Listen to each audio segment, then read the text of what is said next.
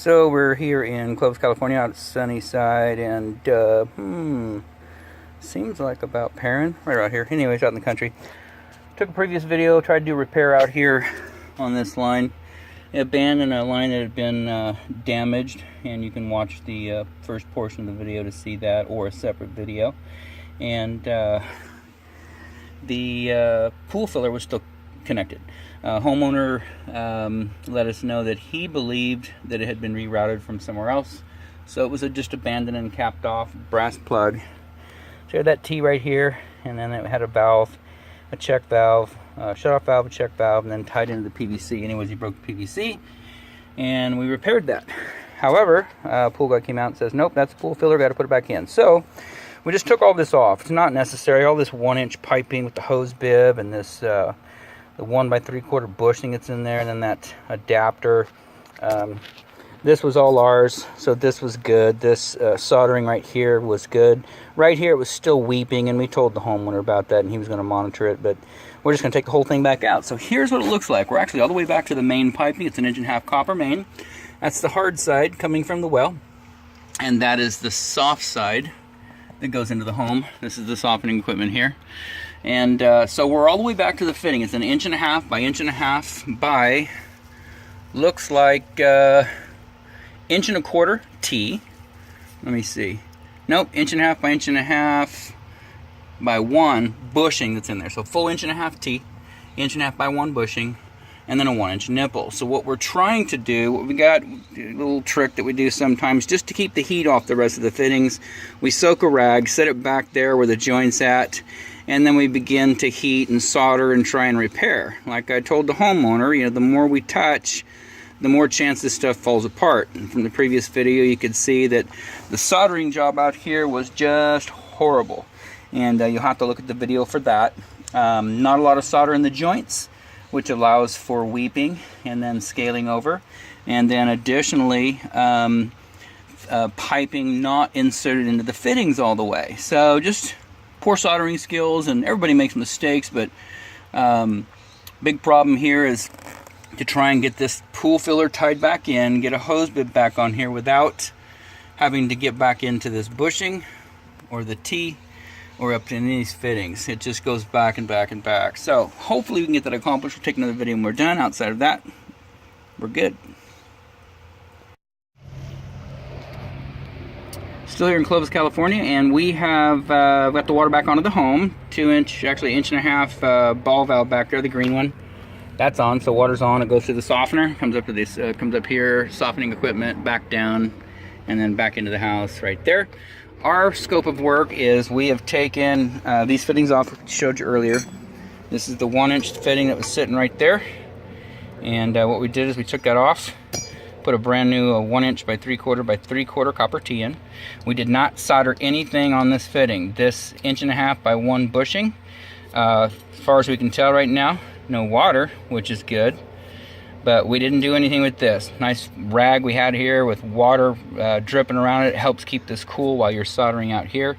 So soldered fitting, male adapter, female hose bib, over to 3/4 copper 90, another male adapter. So we're all copper, which is specific to the home, and then we get down to brass, which is compatible with copper. It's a full Watts 3/4 quarter turn shut-off valve. So quarter turn on, quarter turn off. I'm not going to turn it on right now because the glue is drying down below. 3/4 by 2 brass nipple. If you remember the video from before, it was all gate valves and iron pipe nipples, and it was all corroded and rusted. So brass flows, doesn't corrode, it's great. And then we have a Pro Flow 3/4 spring check valve. It only allows the water to flow down toward the pool, and that's it. Then a connection to Schedule 80 PVC. Existing pool filler piping is Schedule 40 PVC down there. That's where it was broken.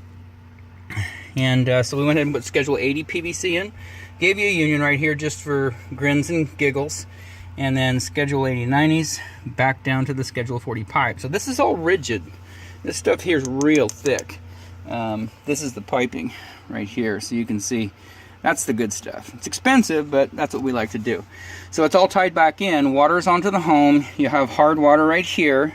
Hard water will be here as well to the pool, but we can't turn it on. We're going to let that glue dry for a little bit.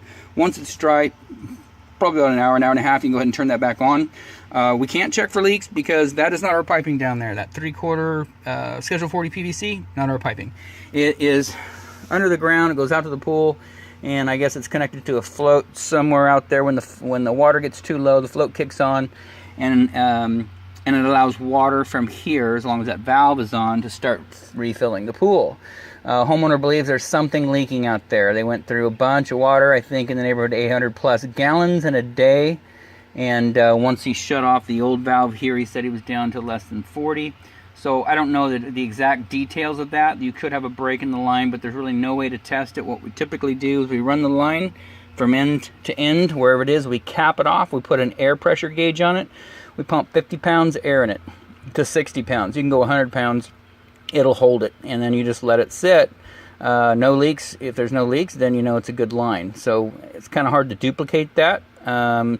Maybe have your pool guy, get involved with digging up and examining the pipe out in the pool area. It looks like you may be going under some flat work. Once you've done your backyard, you got a lot of concrete work back there, so might be going under the concrete. It might be going around perimeter, which is great. I hate to see PVC under concrete because once it gives way, you're kind of stuck. So outside of that, our scope of work is done.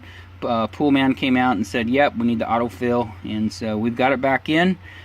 Everything here looks good. We've tested it, and honestly, you run your finger around it and you take a look at it. Got some pipe dope on it, so we'll dry that off. But all of this stuff, once it dries, we'll turn it back on, or actually we'll just have the homeowner turn it back on. Outside of that, this installation is done. And one final video, went ahead and got this backfilled in. Took the existing soil and compacted it pretty good around the Schedule 80 piping that was down below. And then additionally went ahead and took some 10 mil tape and wrapped this. It's a PVC tape, and wrapped the plastic just so that it's not sitting in the sun. Any PVC that sits in the sun, like all that piping over there on your pool equipment, it breaks down over a period of time. So anyways, even though it's Schedule 80, it's wrapped. And then if you need to bust this apart, there's several wraps, but it's just around the union. So if you were to take, you can see right there, that little piece right there, you could untape just the union. So this pipe is wrapped, this pipe is wrapped, and then just some wrap around the union as well, because it is PVC. And if you, like I say, if you need to bust it apart, or something's dripping or anything going wrong, that can just get untaped right there. Outside of that, we are done.